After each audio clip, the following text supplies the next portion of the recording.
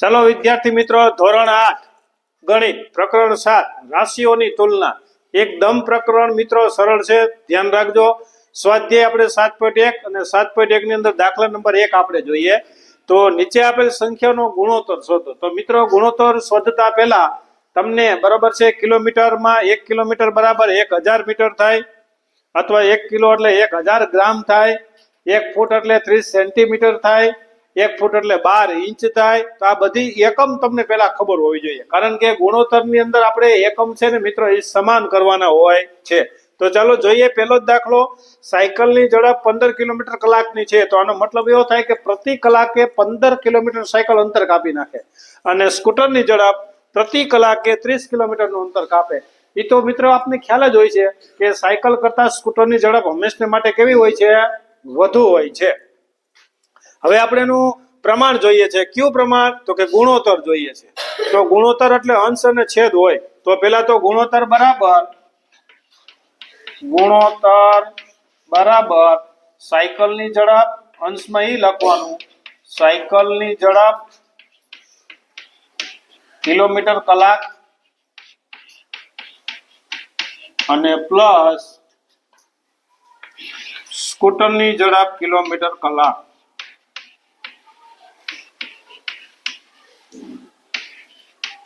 બંને એકમ સમાન છે એટલે કઈ એકમ ફેરવવાની જરૂર નથી. આમાં આવશે આપણે એકમ ફેરવવાનું, ત્યારે હું તમને વિશેષ કહીશ. 3 પેટા છે દાખલા નંબર 1 ની અંદર આપણે જોઈએ. હવે સાયકલની ઝડપ કેટલી છે? તો કે ઉપર 15 કિલોમીટર કલાક, પછી કિલોમીટર કલાક લખવાની જરૂર નથી, અને છેદમાં 30 કિલોમીટર કલાક. આ બંને સમાન. હવે આપણે આગળ જોતું જ જવાનું 15 કિલોમીટર. બસ હવે જરૂર નથી. 15 ના છેદમાં 30 એટલે અહીં છેદ ઉડે, કારણ કે 15 દુ 30 થાય મિત્રો. જો 15 કટ, ઉપર કાંઈ નથી ને એટલે મિત્રો 1 લખી શકો. ઉપર કાંઈ નથી એટલે 1 લખાય. તો આને નીચે શું છે? તો કે 2 1/2. તો આનો મતલબ એવો થયો કે 1/2. તો અહીંયા મિત્રો 1/2 આવ્યું. તો સાયકલની ઝડપ 15 કિલોમીટર કલાક અને સ્કૂટરની ઝડપ 30 કિલોમીટર કલાક. તો એનો ગુણોત્તર શોધો. તો એનો ગુણોત્તર 1/2 થશે. આ યાદ રાખજો, એનો ગુણોત્તર શું થાય? 1/2. હવે બીજું પેટા આપણે જોઈએ, એટલે કે બી જોઈએ. જો અહીંયા 5 મીટર છે અને અહીંયા 10 કિલોમીટર, અહીંયા 10 કિલોમીટર છે અને અહીંયા 5 મીટર છે. તો આને કિલોમીટરમાં, આને મીટરમાં આપણે ફેરવવું હોય તો શું કરવું પડે? આને આપણે મીટરમાં જોઈએ છે. તો મારે આને મીટરમાં જોતું હોય અથવા આને કિલોમીટરમાં જોતું હોય તો શું કરવું પડે? અને તો તમારે લખવું પડે કે 1 કિલોમીટર બરાબર 1000 મીટર થાય. કેટલું થાય? તો અહીંયા આપણે લખવું પડે કે 1 મીટર બરાબર, એટલે સોરી 1 કિલોમીટર બરાબર 1 કિલોમીટર, એટલે કે 1 કિલોમીટર બરાબર 1000 મીટર. તો આપણે કેટલા કિલોમીટર છે? 10 કિલોમીટર બરાબર કેટલા મીટર? તો 10 ગુણ્યા 1000. 10 ગુણ્યા 1000 એટલે કેટલા મીટર થયું? 10,000 મીટર થયું મિત્રો. કેટલો?